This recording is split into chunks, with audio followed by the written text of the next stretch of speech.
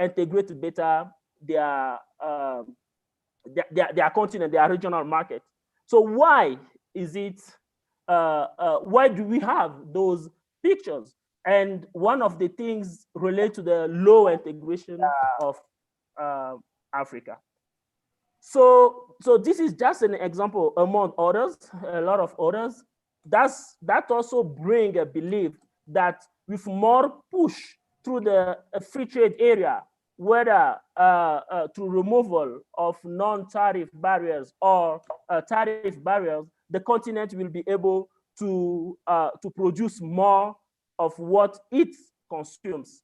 So now, one thing about the rationale of the free trade area in Africa, which is often called AfCFTA, which is African Continental Free Trade Area, is really to how do we move from the high dependence on commodities, and how do we today, especially in the context of COVID-19, how do we build stronger African economy? So the future, in the future of Africa, I think the political will is there will really depend on the way we can integrate each other as African. And this also gives opportunity to investors, whether from Africa or outside Africa, to produce within the continent and trade value-added product that will benefit from the AfCFTA opportunities. I will share some of those opportunities later. So today, the fragmentation of African economy cannot be overstated.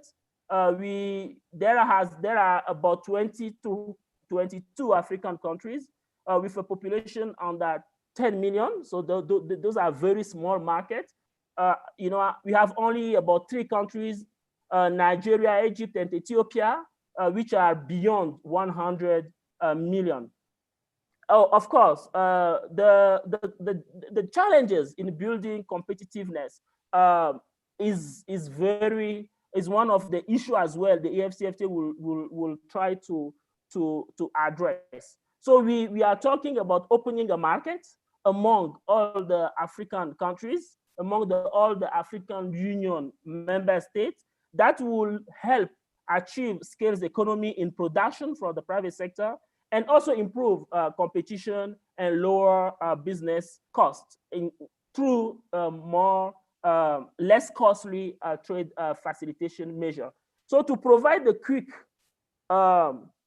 overview of what is the AfCFTA about, so the agreement cover trade in goods, protocol on trade in services.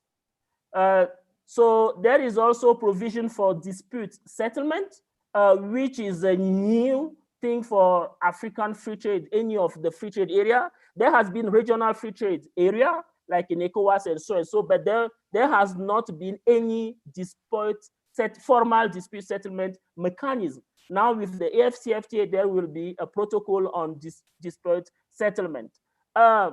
Those protocol on trade in goods, trade in service, and dispute settlement has been more or less finalized. So there will be another phase, which is phase 2 of the negotiation, that will look at intellectual property rights, investment, and competition policies. Those were supposed to start earlier, but due to the COVID restrictions, they are still at the preparatory phases. And there will be another phase 3, which will look at the e-commerce. And as you know, Africa today does not have a common strategy for e-commerce. So the phase 3 negotiation will then help having a common ground for e-commerce. That, of course, will help then the economy better integrate to regional and world markets. Now, I quickly want to explain how the tariff liberalization on goods are going to happen under the AfCFTA. What has been decided actually is to divide the group basket of products in 3. The first one will be what is called non-sensitive products. So those products will be fully liberalized. So they represent about 90% of tariff lines. And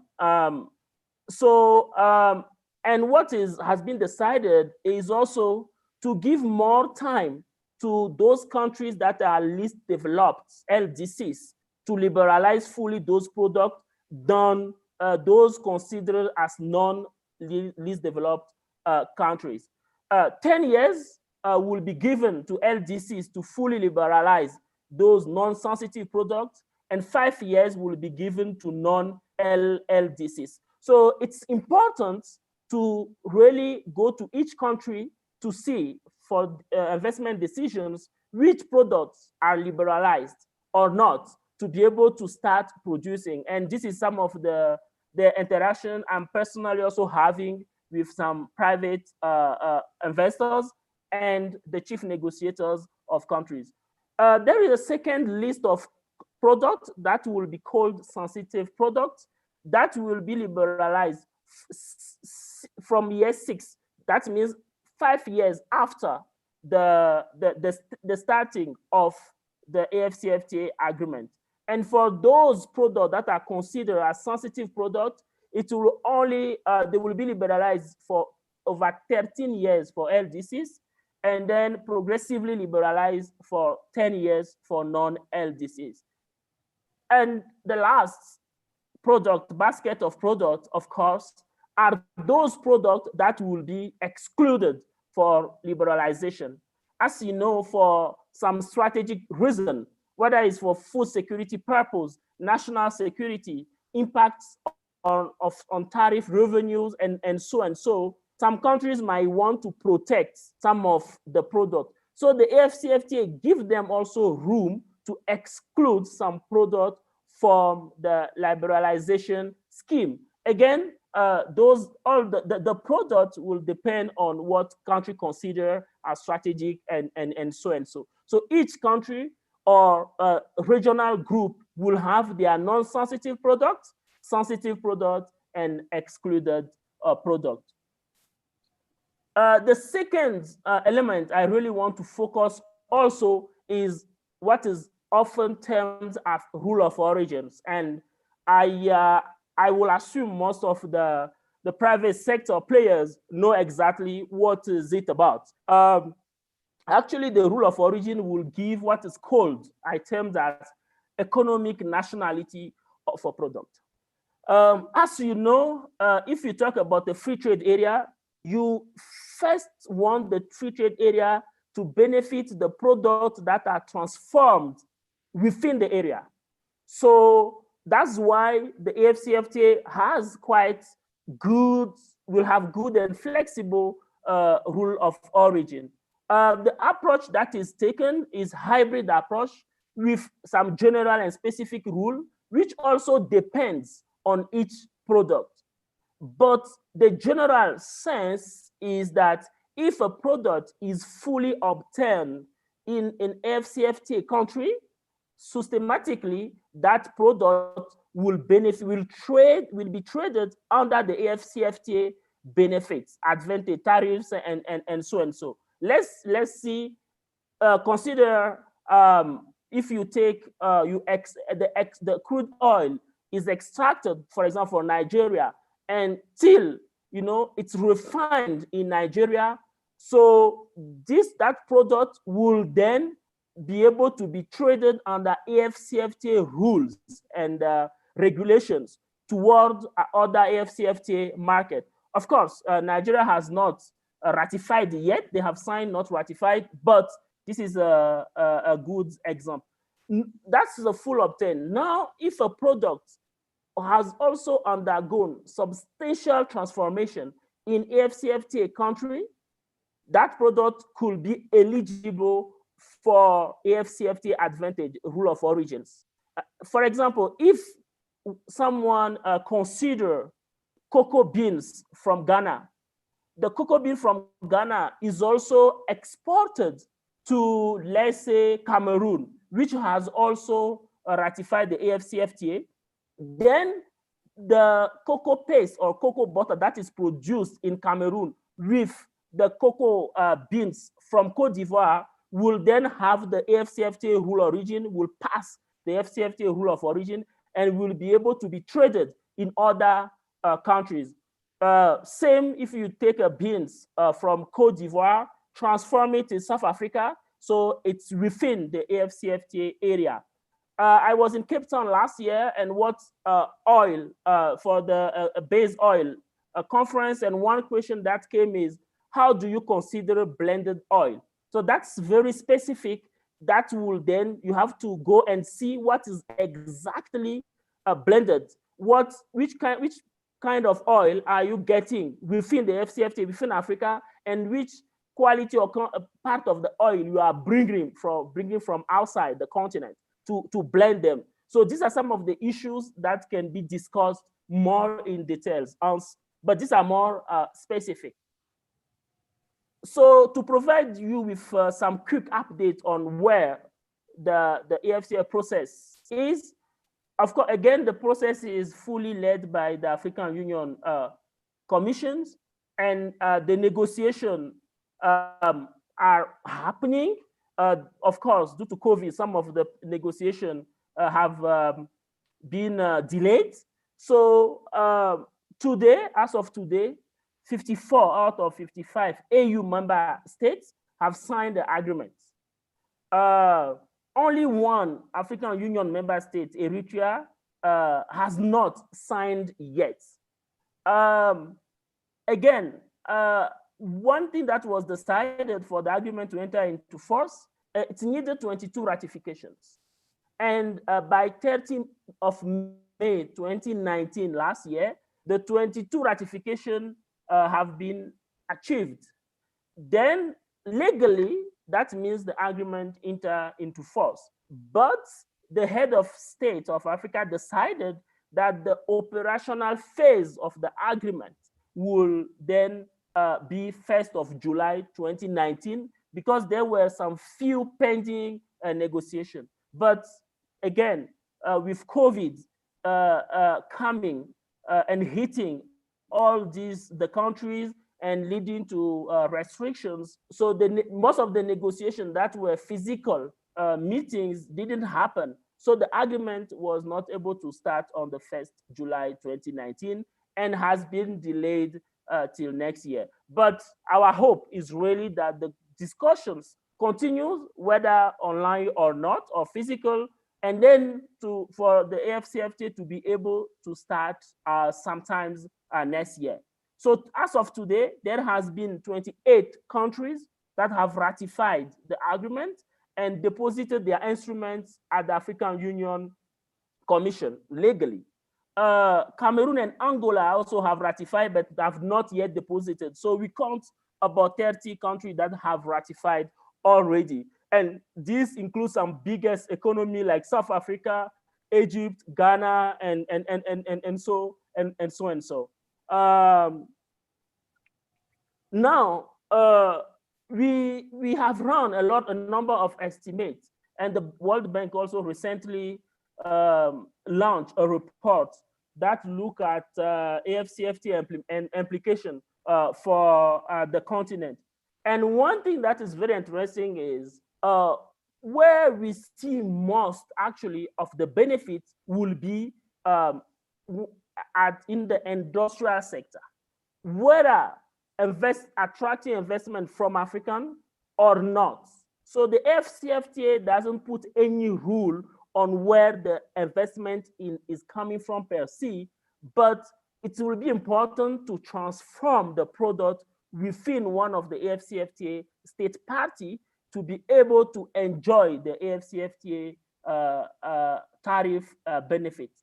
But what we have seen is today, if you look at intra-African trade patterns, actually African countries trade more among them manufactured products than commodities. And when you look at the trade of Africa within the rest of the world, that's where the commodities come in. But again, most of the trading that's happening in Africa, within Africa, are then manufactured products, but to global markets is mainly those commodities. But some of the sector where we have seen great potential will be agro-food sector, textile, apparel, leather, wood and paper, vehicle. and so. Those are some of the areas where the AfCFTA will have very huge gains. So now, as I said before, I think we are confident, I think, as African, that the AfCFTA, if effectively implemented, and then I think it's very important to insist on if effectively implemented, will help really the continent to produce more of what it consumes. And when you see, for example, on the graph on your left, you can see that most of the products that Africa imports, little percentage or little value actually comes from the continent. And some of the very disappointing states, you look at rice, despite the huge arable lands that Africa has, most of rice is imported out of Africa. You have fertilizer. Few countries produce fertilizer in Africa, and there are some strategic move. Recently, my small country Togo signed an agreement with Dangote to use the phosphate from Togo to produce fertilizer in Nigeria. And this product, because it will be obtained in 2 African countries, if Nigeria ratified the AfCFTA, can be then shipped to other African countries, maybe duty-free under the AfCFTA. You have cement, you have milk. So you have those products that can really be produced within the continent, but again, most of them are today imported. It's even worse for medical and pharmaceutical products. Based on the data we have from UNCTAD, most of the medical and pharmaceutical products of Africa today imported, whether from the EU, India, China, US, and so. But within the continent, capacity exists in South Africa, Kenya, Ghana, to produce some of the medicine, especially the generic one. But again, most of efforts or enabling environment will be needed to attract more investment in those sectors. But again, we believe with what's happening with the COVID, most of one of the key investment area within Africa, and then within the context of AfCFTA, will be the medicinal and pharmaceutical products. Here, I also want to move now to what are the opportunities in minerals and metals, because these are very capital intensive. A lot of people tend to believe that this cannot be done in Africa. So the pictures I'm showing here are actually one of the for me, is a good lessons to learn from the Gabon. I'm sure some of you knows well Gabon, which is very rich in manganese, apart from wood and oil. So Comilog, which is a kind of a multinational headquarter in France, has inaugurated in 2015 the first metallurgical complex that transform the manganese in some value-added product. They have been exploited the manganese for many years, but exported toward global market. But they have started processing. So that means that means it can be done in Africa, transforming minerals and metals. But I must confess, by working with some policymakers in the country, that the government had to, invest in building energy infrastructure, because the mining complex, metallurgical complex, are very energy intensive, consumers. So it's very important to invest in infrastructure. But I think with the AfCFTA, there are huge plans for investment in infrastructure, and I hope this will help do more for the manufacturing sector. There are a number of minerals and metals, and then I have listed few through the countries. So opportunities exist, but how do we harness the opportunities and retain most of those young people today that is desperately going outside the continent, whether to formal or and informal ways. One of the area I also see that could be very interesting is the wood industry. Central Africa is well endowed with timber, and actually today the primary processing, sawing and rotary cutting, is the predominant segment of the value chain that happens in Africa. But this is a very low value added. Now, what Gabon has done, so these pictures, the middle one actually was the one I took when I visited the special economic zone that is, has been installed and implemented in Libreville, the capital city of Gabon. So Gabon has decided to ban exports of non-processed timber to encourage value added. And the decision of the government was also followed by partnering with OLAM International Group to build a special economic zone. There has been some discussion on economic zone, and one of the speaker this morning from PwC raised some of some of the issues or concern. But there are a number of stories today, whether in Ethiopia, in Kenya, in Gabon, and so. That shows us that Africans, through well-designed special economic zones, could be able to circumvent infrastructure challenges to produce more and to add more value. So, but there has been some failures of special economic zones in the past, but we can learn from those failures to build new ones. And there are a lot of work ongoing in those areas. In terms of services, there are so many opportunities across the continent. Some of them, of course, like tourism, has been hit severely by COVID. But there is also opportunity to look at what can we do better in terms of infrastructure and logistics. A lot of projects are happening from transport, energy, renewable, for example, for Morocco, water, and so. But again, the ICT is one of the area I think Africans will have to invest more and more for some quick wins. We talk about technological park in some countries. Egypt has some very good tech parks.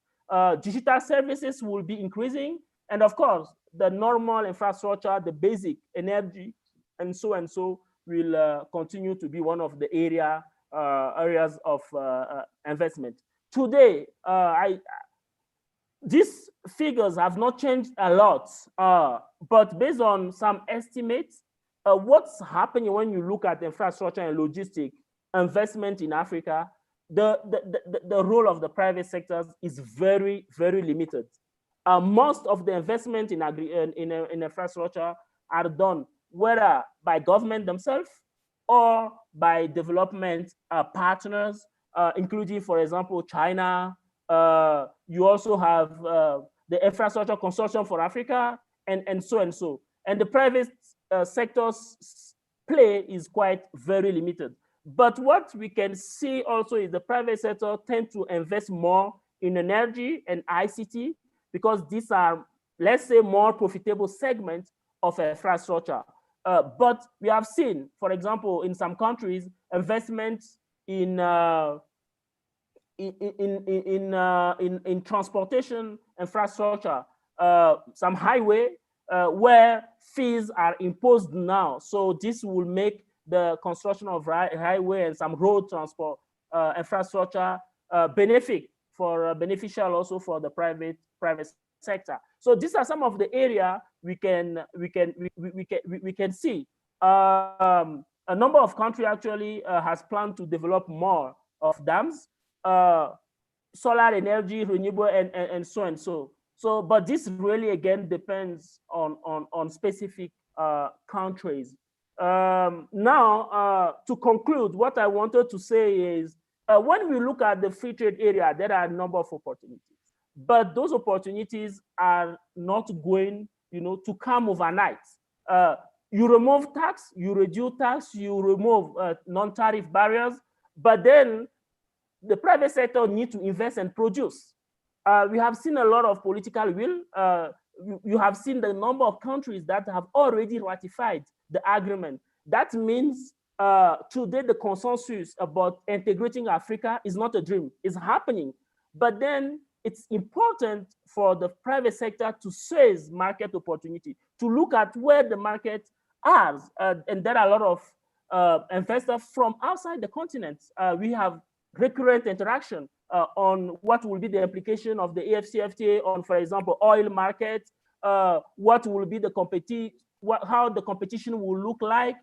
For example, Dangote producing refined oil, how is it going to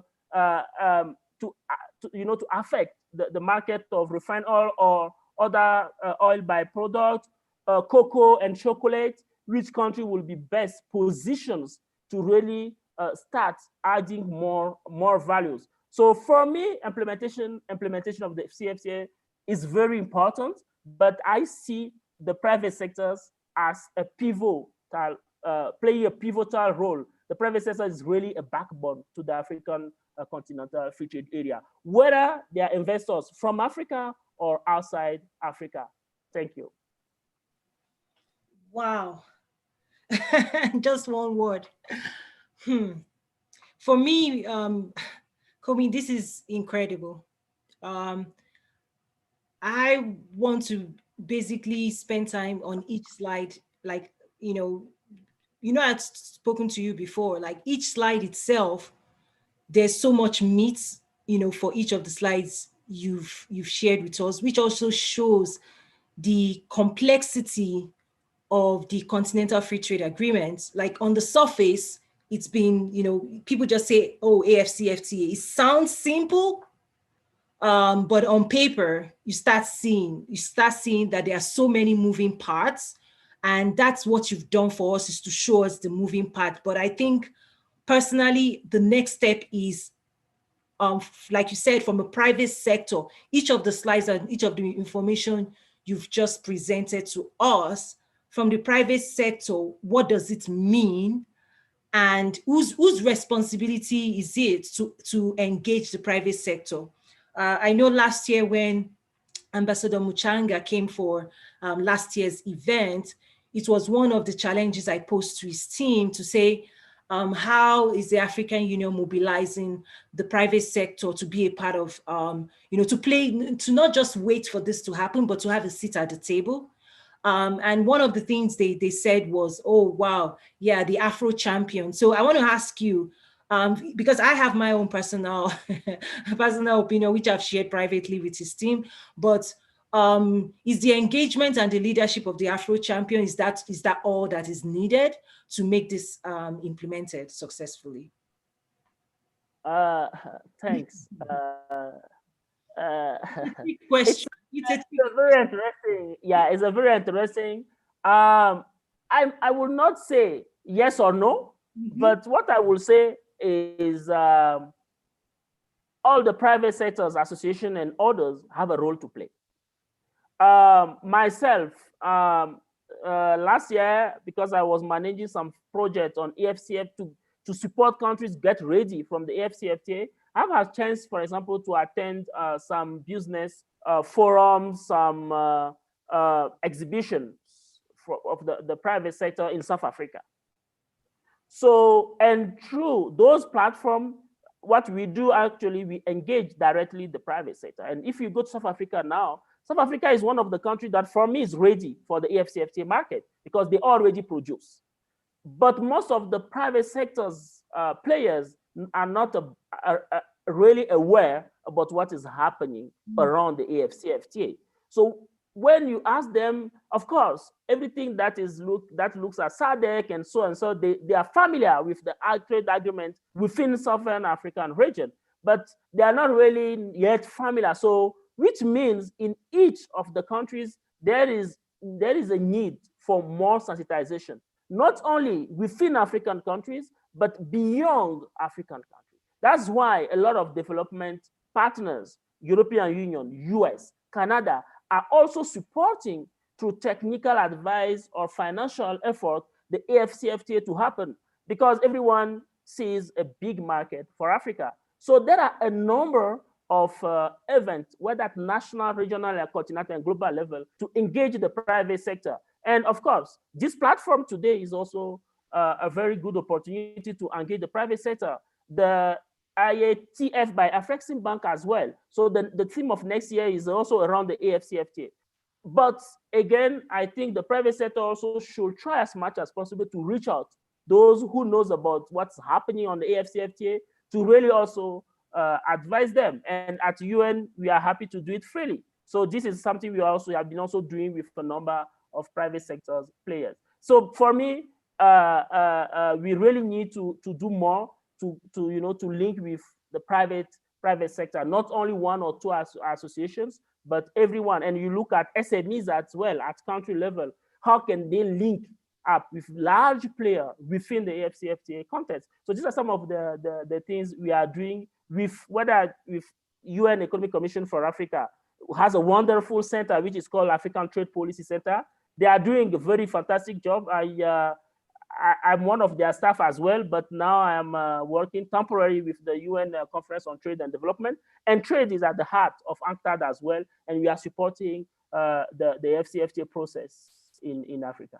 Wow, you know, I already took you up on your offer, so we're going to take this forward for sure. It's a pleasure. It's a pleasure. For our community, certainly. For those people on our trade platform www.nazaru.trade, that's the goal, to bring this type of rich content. But I want to ask you, sir, one other question is, when you think about the African diaspora, yes, how are they being sensitized and engaged to be a mobilizing force for the Continental Free Trade Agreement? I must confess, from my point of view, so far, there has not been a lot of events dedicated to the diaspora. But we know today the power of the diaspora. And without African diaspora, especially during crisis, the continent will suffer a lot.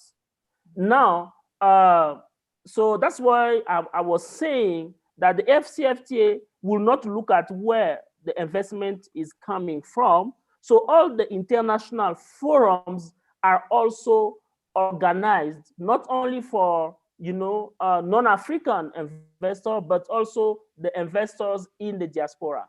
I will imagine in the coming month or year or so, there will be dedicated platform activities.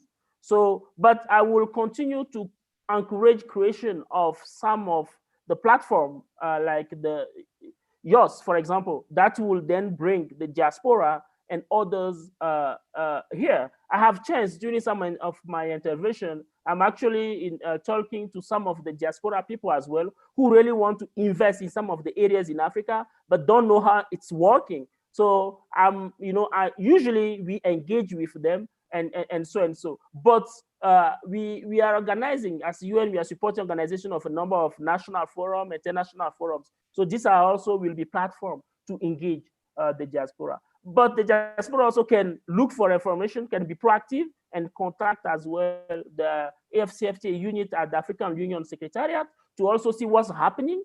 And then they can also speak to some chief negotiators as well in some countries.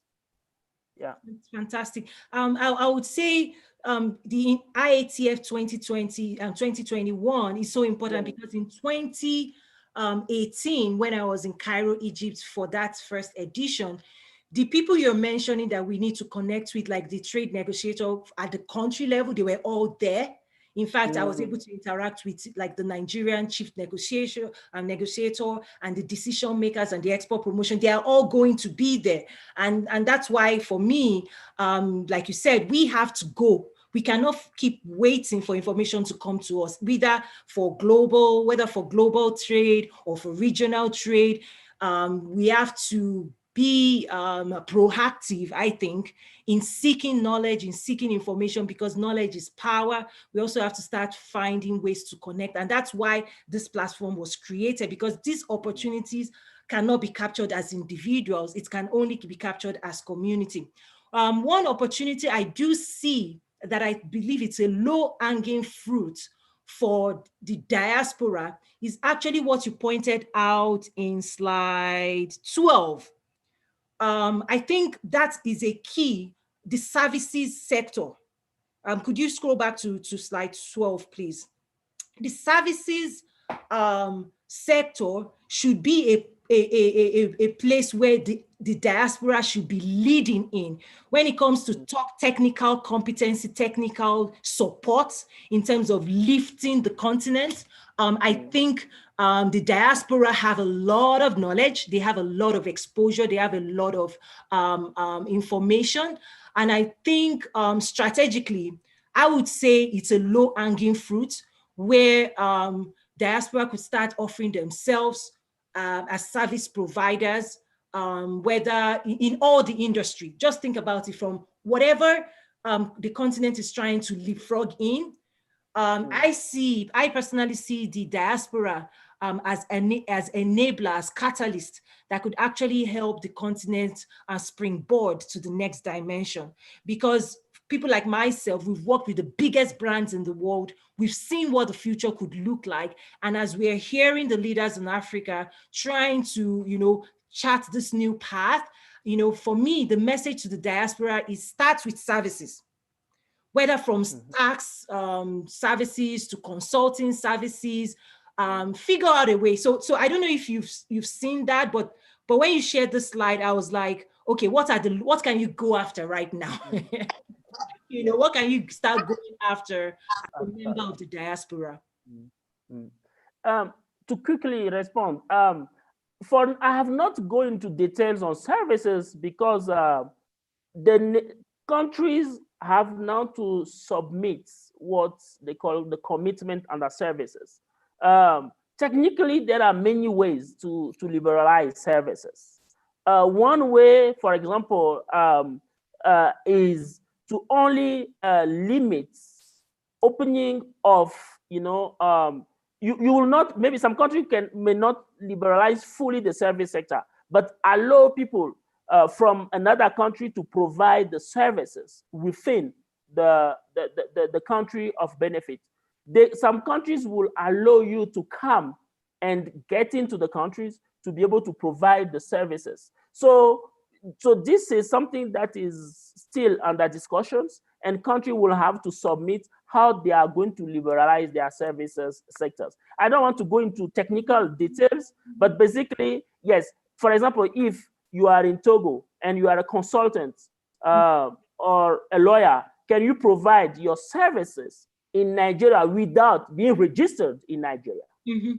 So these are some of the issues that are being discussed. So if you are a diaspora in the US, can you maybe open strategically maybe in South Africa and provide your services in Nigeria, in Egypt, for example, under the AfCFTA? So these are technical matters that are being discussed. Yeah, I see scenarios where actually places like Rwanda could emerge as a strong, like service sector might even be stronger. I see that happening in the future, where you think about maybe hospitality industry. If you've perfected hospitality in a place like Rwanda, how do you export that knowledge as a knowledge capital and spread it quickly across the continent? So I know services always gets a right, it's always at the back burner. It's like we'll get to it later, but I see it as a unique opportunity because it's human capital development. When you think about education and the youth, and when you think about, so for me, let me connect the dots to some of the things I'll be sharing tomorrow as we will be wrapping up is, we think about the youth as a workforce. One of the things that the education system on the continent hasn't done for us, and we have to learn from India what they did in the 80s, late 70s, early 80s, in terms of revamping their education system, is that for us to move to the next level of what we're saying, where we're going, we have to retool. We have to re-equip, and most of those things can be delivered through services too. So training, human capital development, project management, these are the enablers of everything else, right? In fact, services sector should be underpinning everything that you've identified on this slide. So I don't want to go into solutioning. That's why you and I offline for sure. Each of your slide, I want to, I already told you that, like, this is, we want to go back and visit it, because this almost service, if we don't, and this is where the diaspora come in. Yes. Most of the times when discussions are made, services is put on the side. I'm not surprised. But I'm saying it actually can activate tourism. It will activate finance, banking, and insurance. It's going to activate education, healthcare, energy, ICT, digital.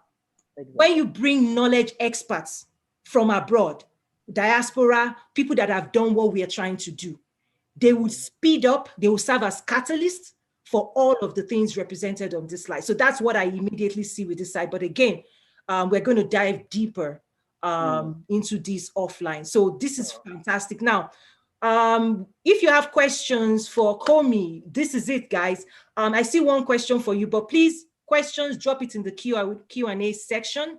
A question came in from Ife. I don't know if it's Mr. or Mrs. because that is a unified, a unisex name. So he says, is AfCFTA subjected to, he said WTA, but is it WTO really?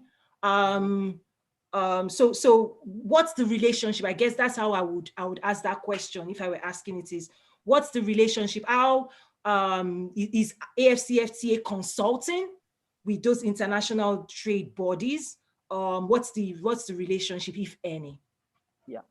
So yes, the WTO, is governing the global trade, which doesn't impede regions. You have EU, you have Asian, you have North American, the free trade, and you have AfCFTA, and AfCFTA is a free trade area for Africa, and will be notified to WTO.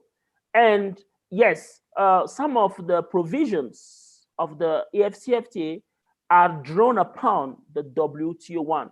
For example, the way the services liberalization is categorized follow the WTO ones. Now, there might be some conflict sometimes. You have some countries that are part of the AfCFTA, but are not part, few countries actually, but they are working on a few African countries, but that are not part of the WTO. How do they deal of those rules? You have other trade agreements. Now, Kenya is in talk with the US to have a free trade between Kenya and US. How that specific one impacts the fact that Kenya is already also a part of the AfCFTA, is happening in other countries. So what is very important here is to ensure alignment. And AfCFTA has done that. Now, if countries are still under WTO signing bilateral, they have to make sure that a product that is liberalized, maybe under AfCFTA, and then you bringing that product maybe from another countries, non-AfCFTA countries. So some of those countries that will be part of the AfCFTA will have challenge to accept them because they have not signed directly the free trade with the third party, which is non-AfCFTA. So there, what will happen is very alignment. And that's why we're also calling African country now, when Africa decides something as one, it has to be as one, because AfCFTA give you power as one region to negotiate a better trade deal with other non-AfCFTA countries. Yeah, but the WTO provision and context are also taken on board. Yeah. Yes. I'm also, thank you for that. I'm also watching the US-Kenya conversation. Very, it's quite, if that negotiation or those talks were happening before AfCFTA, I think a lot of people will be clapping for Kenya. But in today, with the AfCFTA, people are like giving them is it the side eye? Like, what are you doing? Like, what are you doing? That's especially non-African, other African countries are like, what are you doing? So I'm watching it as well. I know on the US side, US is excited about that possibility, because potentially, if they can get it done with, all they need is one African country. If they can get one African country, then it becomes a springboard to penetrate AfCFTA. Yeah. That's personally what I see happening. So it doesn't really have to be Kenya. It just needs to be a significant player, you know. And so on the US side, I see the excitement of a possibility to land in one country that is friendly to them. And then that's a game plan to then be able to see how they can then participate and engage using that agreement that they are pursuing. So Yeah. I know they're trying to move fast with it on the US side, because this is an election year in the US. Yeah. They feel like if it doesn't happen before the election, they really do not know if it's going to die, right? So I'm watching that very closely. Wow. What other? Okay, another question came in. A few more came in for you. It says, how does the private, and Tamika people said, how does the private sector leverage current AfCFTA rules for countries that have ratified? So I know July 1 was supposed to be, you know, the go live date. So the countries that have ratified, like what's status do they have right now? Yes. Now, as I also pointed out briefly, unfortunately, the AfCFTA, which was supposed to happen on the 1st of July, has been postponed till next year, the actual trade agreement under the AfCFTA, because there are some pending negotiations, like rule of origins.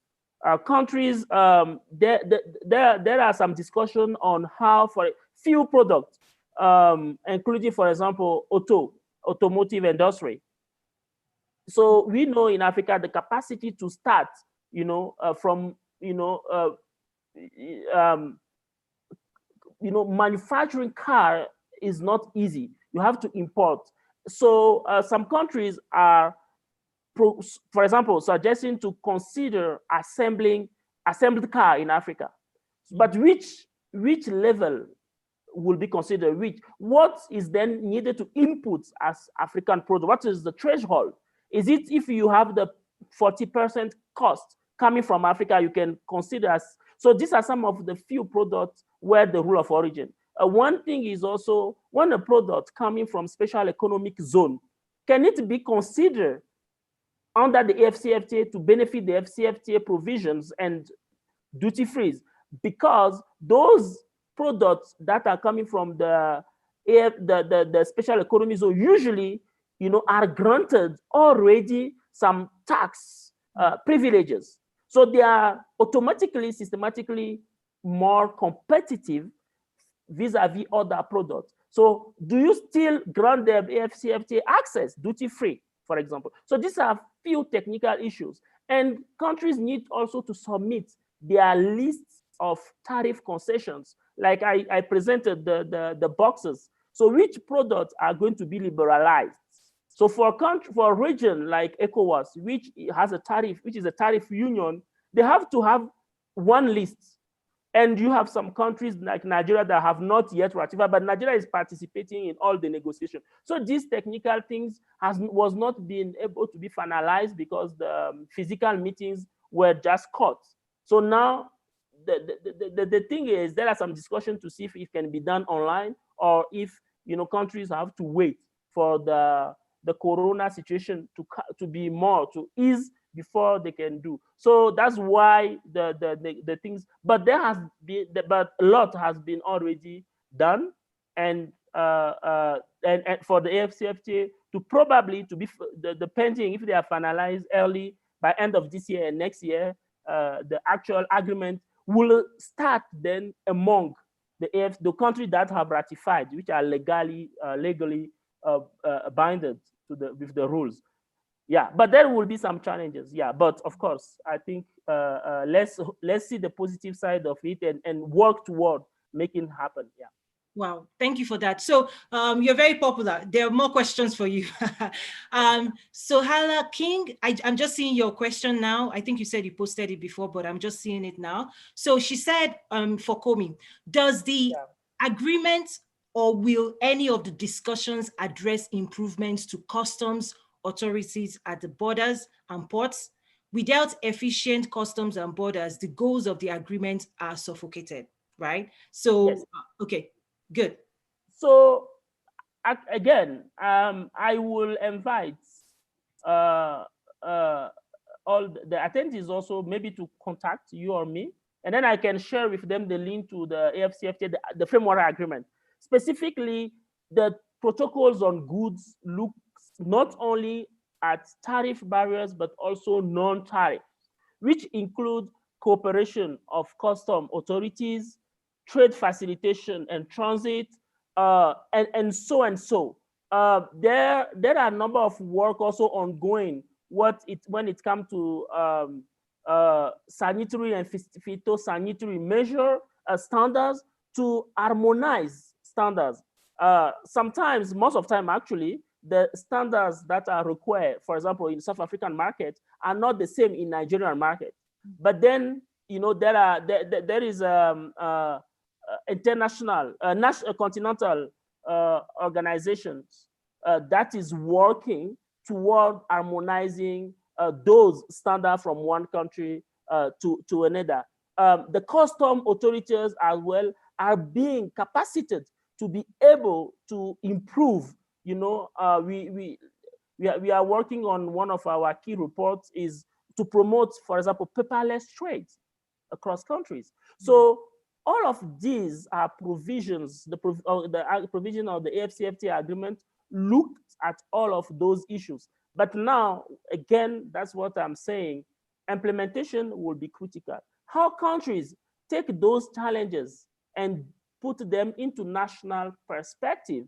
And we are working with a number of countries to support them develop what is called the AfCFTA implementation strategies. Basically, you look at what is specifically needed at custom level. You take the provision of agreement, what needs to be done. Now, some countries, of course, will be quicker to implement than others. So, but all these trade facilitation custom procedure are taken on board. And for me, again, I think you when we spoke of yesterday, you mentioned the removal of non-tariff barriers are more important to make the AfCFTA happen. Sometimes even more than tariffs. Yeah. Yeah, and looking at what you just presented, okay. So as a business person, what I would love to see eventually, if we can break this down from an implementation standpoint, if we can understand by sector. So let's say I'm a manufacturer, I'm in this cosmetic industry or automotive industry, or, if we can break it down and start saying, what does AfCFTA mean for those sectors? Where do they fall on? You talked about the three categories. There was a slide you mentioned, the sensitive, I tell you, each of your slides, I have it in my brain now. Yes, this slide, you said the tariff liberalization is broken down into three categories. This was fantastic for me to see. Non-sensitive products, sensitive products, and excluded products. So for me, if I'm already playing in an industry, the first question is, where does my stuff play in, right? That's the question. So this is the type of information I think in the private sector we want to chew on. We want to say, okay, if I'm on the non-sensitive products, and you talked about it being 90%, did I get you right? You said 90% tariff lines, 90% of the lines. So where do we go to get the lines? Okay. Are they fully developed already? Okay. Some countries and some regional economic groups have their lists already. Fantastic. So the best way to find those information is to contact the chief negotiator of each country. And the chief negotiator will tell you exactly how this is happening. So the issue is now some countries want to wait for the rule of origin to be fully finalized before they finalize their lists. Because it's very important. Yes. So there are some products, like if you take base oil for cars. So few countries actually are able to produce with high quality. South Africa, Egypt, for example. So you will see that such products will not be included in the excluded list for most of the countries. Yes, but because the list, they have to liberalize like 90%, there are also some, constraint as well. So most of the countries will not have choice than liberalizing. Most of the product will be liberalized. But again, the list has to be checked by the private sector. And as I told you, we could organize even some of the summit by product or by group of products. Exactly.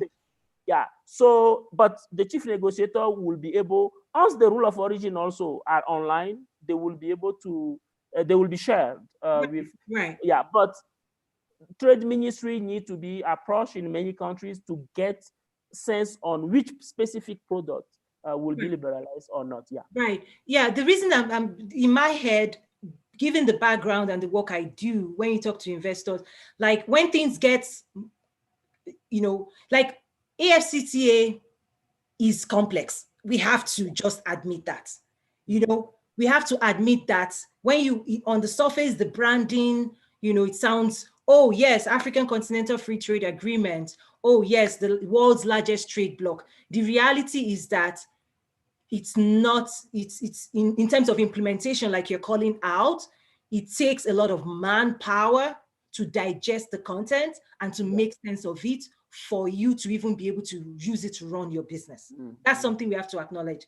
But I think there are some things we could do to simplify, because that's what I, part of my background in terms of strategic development and business development is the fact that you can take something as complex as this and then start categorizing it in a way that businesses think, and decision makers are not going to go through 200 lines of code, of work.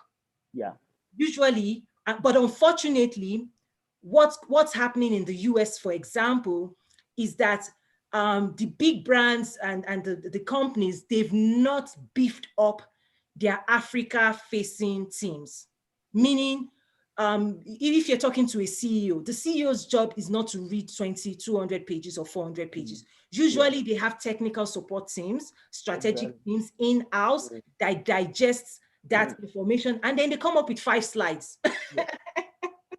And that five slides is like option 1, option 2, option 3. Yes, exactly. Benefits of option 1, benefits of option 2. Oh, by the way, this is what we recommend that we should do as a company. Usually 5 slides. That's what gets presented to the top of the house. I mean, that's what I used to do before. So for me, that's the challenge that Africa has in selling AfCFTA. Is that when we talk to investors and they say AfCFTA and they look at the data, they're like, whoa, what am I looking at right now?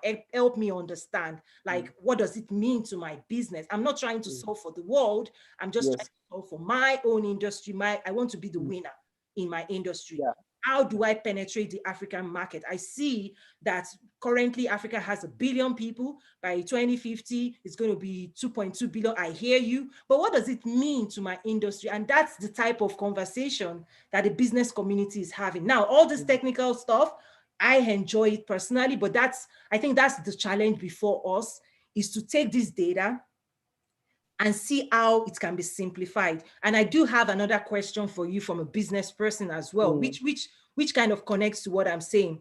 Tamika People said again, she's a follow-up to our earlier question. In particular, I am trying to make sure our firm has the right paperwork in place as we import between Uganda to Kenya, with to US. So I need to have my clearing agents have the right paperwork. Like, what does that need to look like, or what should she be going after right now to understand?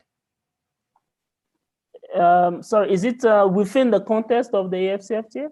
Yeah, so she's thinking, okay, let's say eventually you want to export into the US. That's where I'm understanding this comment. Okay. Eventually you want to bring something to the US, but value addition will happen in multiple countries on the continent.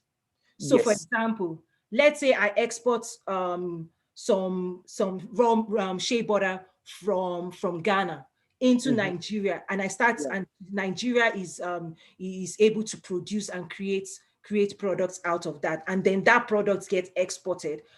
Is that something that has been factored into AfCFTA or not? Okay. Okay, so to give a concrete example between Uganda, Kenya, and the US. Now, if I have my raw shea butter produced in Uganda, maybe transformed in Uganda to a cosmetic product, maybe lotion. Under the AfCFTA, if Kenya did not put the lotion coming from shea butter as excluded product, so the lotion from shea butter from Uganda will then go to Kenya market duty free. Now, how it moves from Kenya to US depend on the agreement between Kenya and the US. Got it. Now, or the same way, opposite way, if a product comes from the US and is under the US Kenya, maybe free trade, a hypothetical free trade area. So, and the product come to Kenya, but goes through a significant processing, it then get to Uganda under AfCFTA because it has been transformed.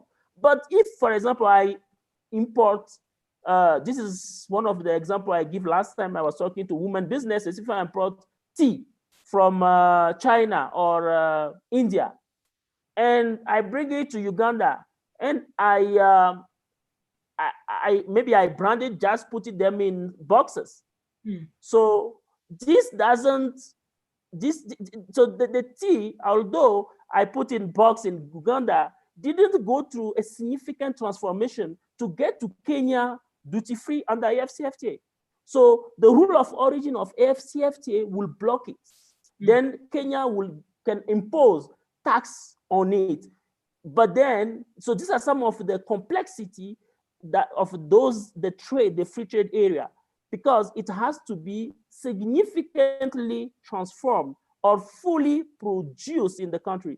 So that's why, again, it depends now on product. And what is called the rule of origin rule of AfCFTA is not generic.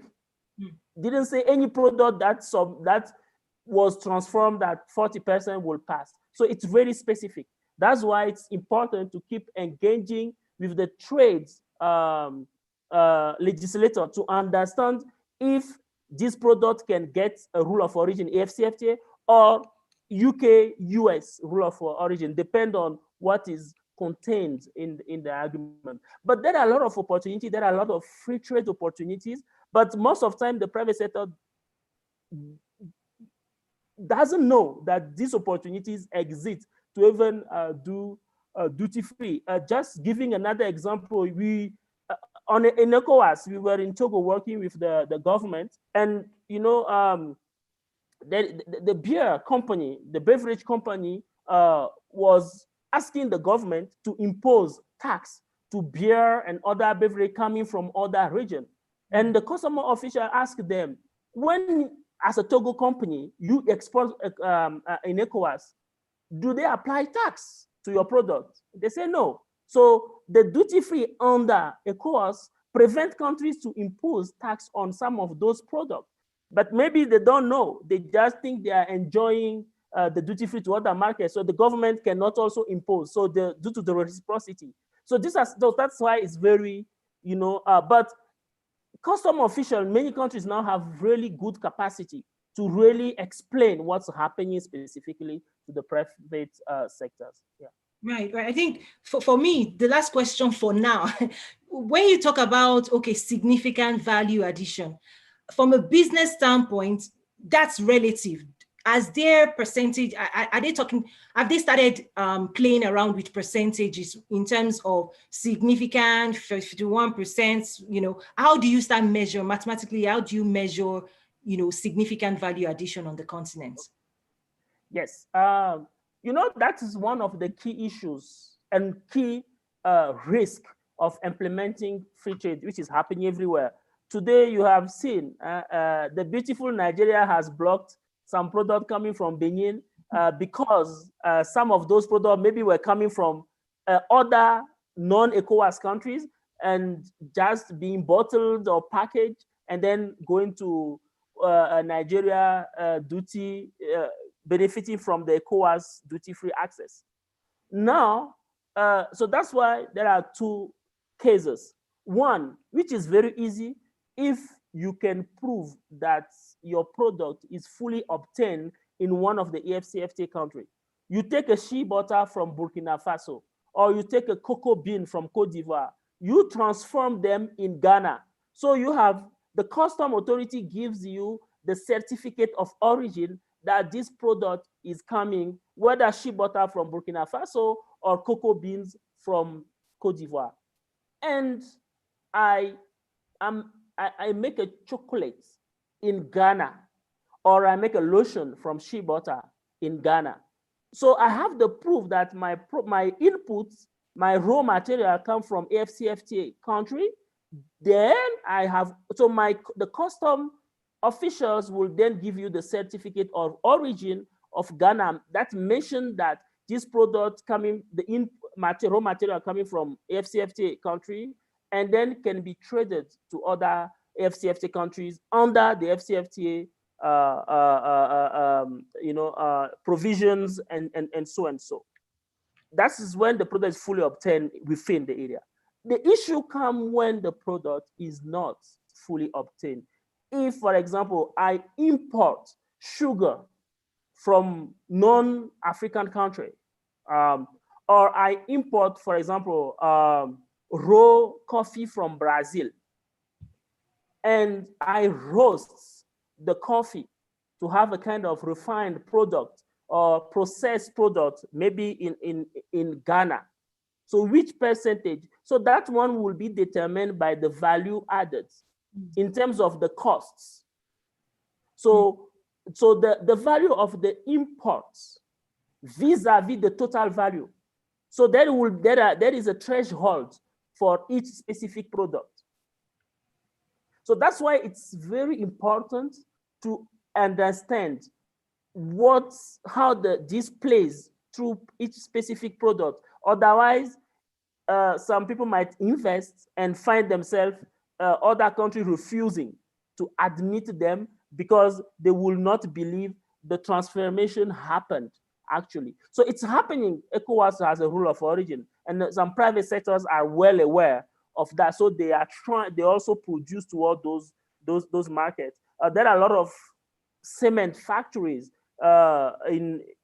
from investors from maybe Europe or US that are producing cement in some of the African countries and are shipping them duty-free under regional agreements. Yeah. So, but it really depends on each product under the AfCFTA. Wow, wow, wow. This is incredible. I could go on and on, but wow, I know it's you're joining us all the way from Addis Ababa. It's probably now like 10 o'clock.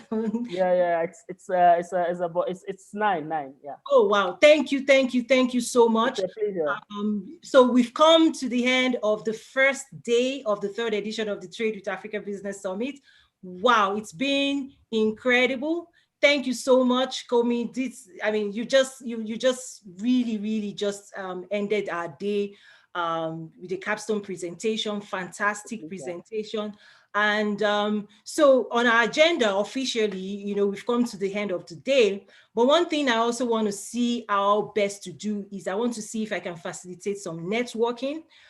We do have our platform, www.nazaru.trade, that we're using for pre and post event engagement. And I already see people with their profiles and engaging and commenting.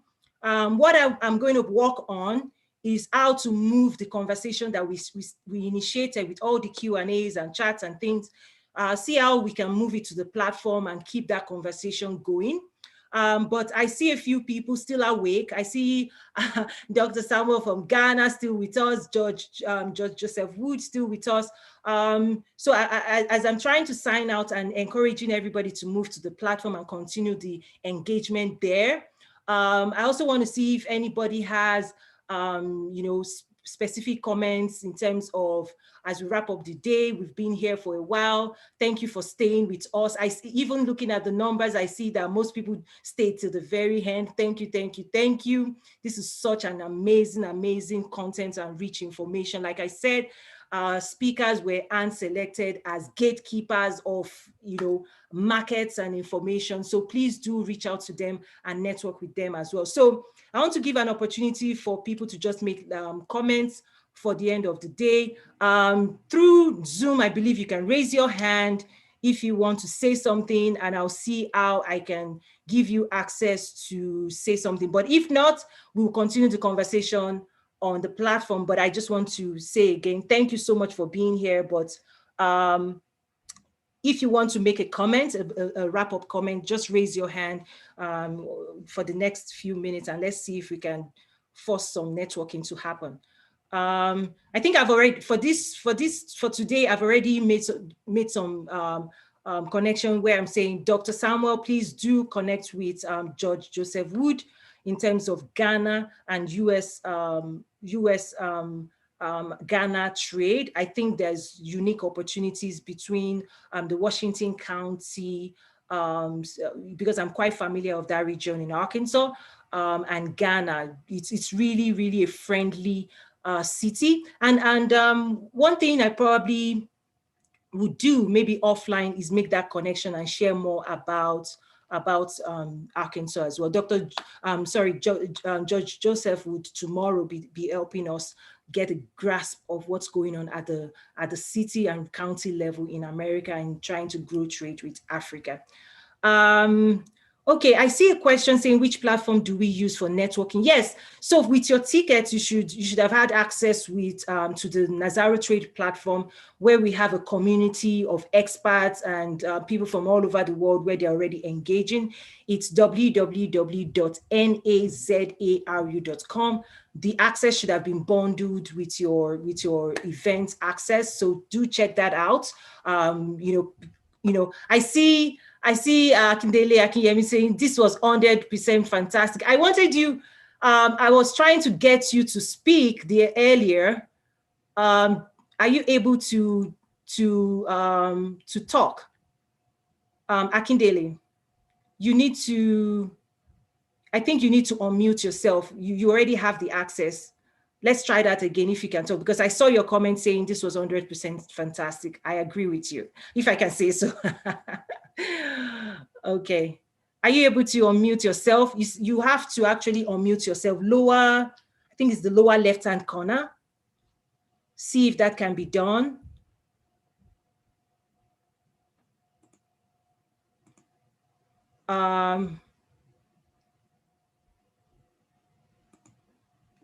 Okay, let me try one more other method. I'll make you host temporarily if you're not able to, but you still have to unmute yourself.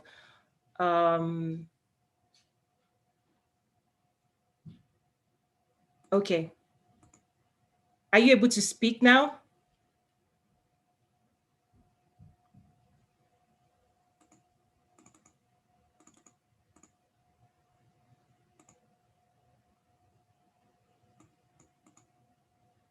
Okay, I see you're typing. You have to switch platforms. I should give you a minute. Okay, so if we also have anybody else that wants to make a comment, just do raise your hand, and we'll see what we can do, okay?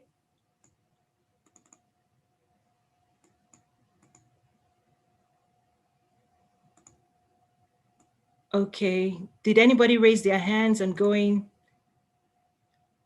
Nobody.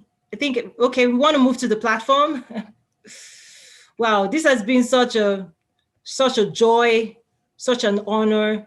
Like I said, the slides that were shared by our speakers, the information that our speakers shared, we'll be making it available as well on the platform. The videos from Scott Ford in terms of Westrock Coffee and the transformation happening in connecting Africa to the global market. In terms of getting coffee out of East Africa. He actually aggregates coffee from over 50,000 farmers, smallholder farmers in East Africa, and now passes it through the supply chain to Sam's Club, to Starbucks. And, you know, again, usually if we were in person, I would say coffee sponsored by, but hopefully next year we can be together in person and you can taste some Rwandan coffee. There was a question about recording. Yes, we're working on that. I'm not sure exactly when it's going to be ready, but we will make as much information as possible available within our platform as well. One thing we're also doing is given the wealth of information that we're putting together, there's more work that is going to happen even after this event. And those are the things we'll be discussing tomorrow as well. So, so basically, we'll start again bright and early tomorrow, my time. Again, thank you so much to you all for your flexibility. I know we had speakers from Morocco, Ghana, Addis Ababa, Cairo, Egypt, South Africa, Lagos, Nigeria. And thank you for accommodating, you know, the time changes. And even for those I know Dr. Femi, you're on the West Coast. You probably woke up 6 a.m. to be here.